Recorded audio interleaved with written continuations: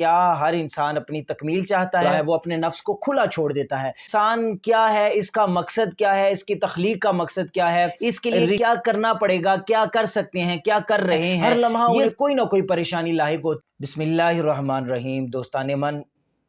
آج ایک نئے موضوع کے ساتھ آپ احباب کی خدمت میں حاضر ہوں، اور آج ایک سوال ہے جو لے کر آئے ہیں، جس کا انشاءاللہ آج ہم جواب تلاش کرنے کی کوشش کریں گے۔ اور وہ ایسا سوال ہے کہ جو ہر دماغ میں، ہر ذہن میں، ہر مائنڈ میں جو ہے ہر لمحہ، ہر آن گھومتا پھرتا رہتا ہے، جس کے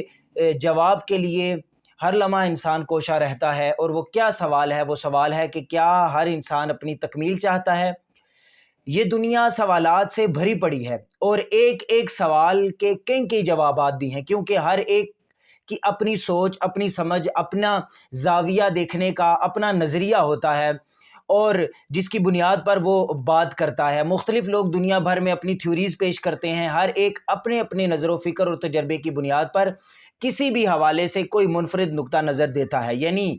مختلف جوابات، مگر حق سچ تو بہرحال اللہ تعالیٰ ہی بہتر جانتے ہیں۔ انسان تو بس اپنی سمجھ کے لیے تسخیر کرنے میں لگا ہوا ہے، اور پھر یہ تسخیر ایک بڑا اچھا عمل بھی ہے۔ انسان کیا ہے، اس کا مقصد کیا ہے، اس کی تخلیق کا مقصد کیا ہے، رشتے کیا ہیں، ان کی حقیقت کیا ہے، اول تاخر اس سب زندگی کا مقصد کیا ہے، اور وہ کیسے حاصل ہو سکے گا، اس کے لیے کیا کرنا پڑے گا، کیا کر سکتے ہیں، کیا کر رہے ہیں، یہ سب سوالات ہی سوالات، اور ان سب موضوعات پر بحث مختلف طبقے اور ہر جگہ پر تقریباً ہوتی نظر آتی ہے۔ آپ کتابیں اٹھا کر دیکھ لیں، الغرض معلومات اور تحقیق کا خزانہ جمع ہے، مگر یہاں ہم بات کریں گے صرف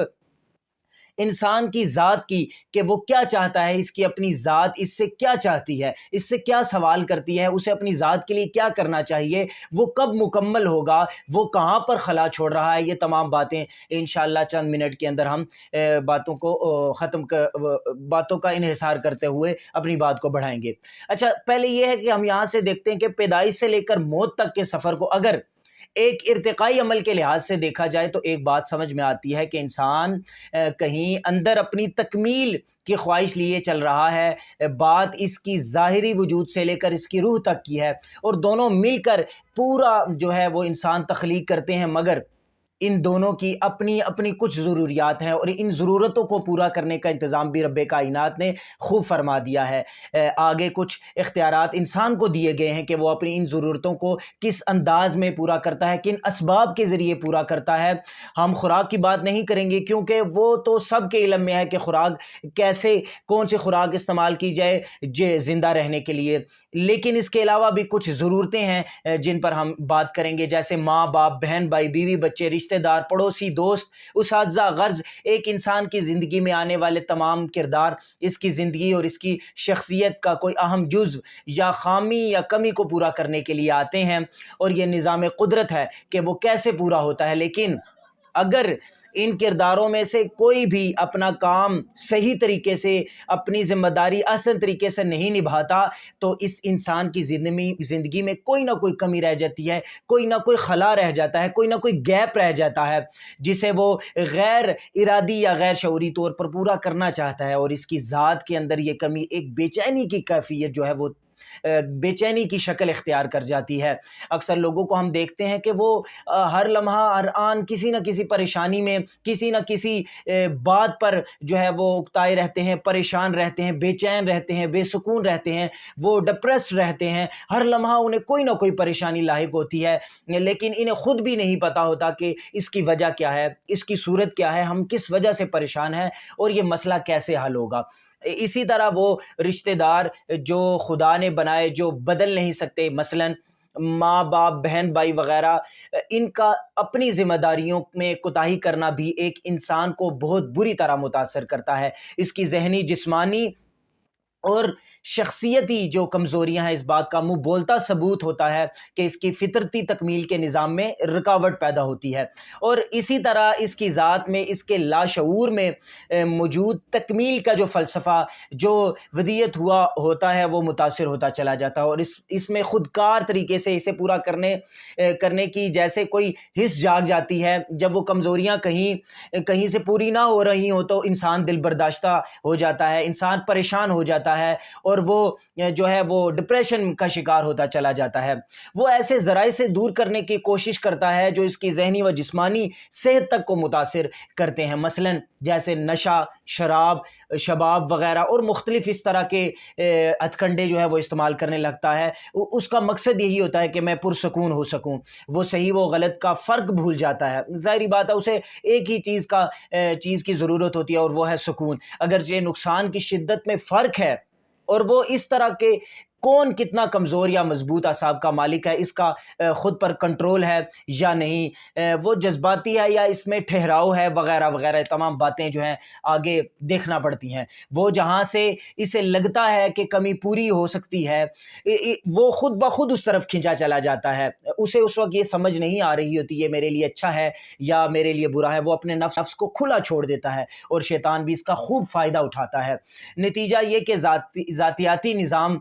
جو ہے وہ ذاتیاتی انتقام جیسے منفی جذبے فروغ پاتے ہیں اور فساد شروع ہو جاتا ہے جو پھیلتا چلا جاتا ہے، کیونکہ وہ مکمل طور پر جو ہے سیٹسفائیڈ نہیں ہو پا رہا ہوتا، جس کی وجہ سے یہ تمام چیزیں اس کے سامنے آ رہی ہوتی ہیں۔ ہمارا معاشرہ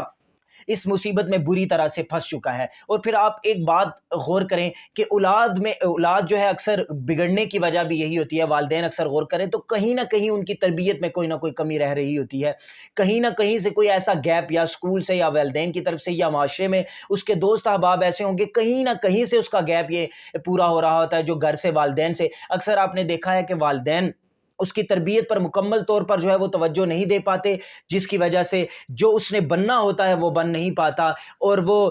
جو ہے ایسی صحبت اختیار کر بیٹھتا ہے کہ جانے نہ جانے میں وہ دن بدن خرابی کی طرف چلا جاتا ہے۔ اور پھر اگر غور کریں تو ہم سب کے سب کہیں نہ کہیں ایسی کمزوریوں کا شکار ہوتے جا رہے ہیں۔ اگر ٹیچر ہے تو وہ کیا نام ہے اسٹوڈنٹس کو پڑھاتے ہوئے شاید کوئی ایسا خلا چھوڑ دیتا ہے، اگر اسٹوڈنٹ ہے تو وہ سیکھتے وہ کوئی ایسا خلا چھوڑ دیتا ہے، تو یہ تمام چیزیں ہیں جو جس کی وجہ سے ہم کمزوریوں کا شکار ہوتے چلے جاتے ہیں۔ ہم پھر کہتے ہیں کہ اس کی وجہ فرائض یا اپنی ذمہ داریوں سے غفلت ہے، لہٰذا اس سے بیشتر کہ انسانی معاشرہ مزید درندگی کی طرف جائے اسے روکنا ہوگا۔ پھر آپ ایک اور دیکھیں بات کہ آپ کے گھر، آپ کے محلے، آپ کے علاقے میں اگر آپ لوگ صفائی کا خیال نہیں رکھتے تو یہ انڈائریکٹلی آپ کے ذہن پر بہت اثر ڈال رہا ہے۔ اس کے علاوہ اگر آپ کے محلے میں، آپ کے علاقے میں بچوں کے لیے کوئی پارک نہیں تو یہ بھی ان بچوں کے ذہن جو ہے مائنڈ کو ڈیورٹ کرنے کے لیے کام کہیں نہ کہیں پہ کر رہا ہے۔ تو یہ ساری باتیں جو ہے ہماری ذمہ داریوں میں شامل ہیں کہ ہم جو ہے اپنے ساتھ جڑے ہوئے ہر بندے کے ساتھ جو اس کا حق ہے اسے وہ حق پورا مکمل دینے کی کوشش کریں، کیونکہ ہم سب کی ذمہ داریوں میں غفلت کسی نہ کسی انسان کی زندگی خراب کر رہی ہوتی ہے۔ اپنے ساتھ جڑا ہوا ہر کام مکمل کریں تاکہ جب وہ مکمل ہوگا تو ایک ریسائیکل جو ہے چین، ایک سائیکل چین جو ہوتا ہے یہ مکمل ہوگا۔ جب یہ چین مکمل ہوگا تو کہیں بھی کوئی بھی گڑبڑ نہیں ہوگی۔ اور اسی طرح ہمارے گھر والے ہوں یا پڑوسی ہوں، اساتذہ ہوں یا کلاس فیلوز ہوں، بیوی بچے ہوں یا دوست احباب ہوں، اور اجتماعی طور پر پورا معاشرہ ہو، تو یہ ایک ایک چیز، ایک ایک انچ دیکھنے کی بات ہے کہ ہم کہیں تو گڑبڑ نہیں کر رہی، کہیں ہماری طرف سے تو کوتاہی نہیں ہو رہی۔ معاشرہ جو ہے انسان سے بنتا ہے، جو انسان خود کو بہتر کر لے، اپنی ذمہ داریوں کو بہتر طور سے مکمل کرنا شروع کرے تو یقیناً ایک بڑا فرق آپ کو دیکھنے کو ملے گا، یقیناً دماغی طور پر بھی سکون میسر آئے گا۔ اگر انسان اپنی تکمیل چاہتا ہے، اور یہی ایک فارمولہ ہے، اگر انسان اپنی تکمیل چاہتا ہے تو اسے اپنے فرائض کو پورا کرنے کی فکر کرنی ہوگی کہ بچاؤ اب یہی ایک تدبیر باقی بچی ہے کہ انسان اپنی تمام تر جتنی اس کے ساتھ جڑی ہوئی اس کے کام ہے وہ انہیں مکمل طور پر پورا کرے۔ اللہ تعالی ہم سب کو اپنی ذمہ داریاں سمجھنے کی توفیق عطا فرمائے۔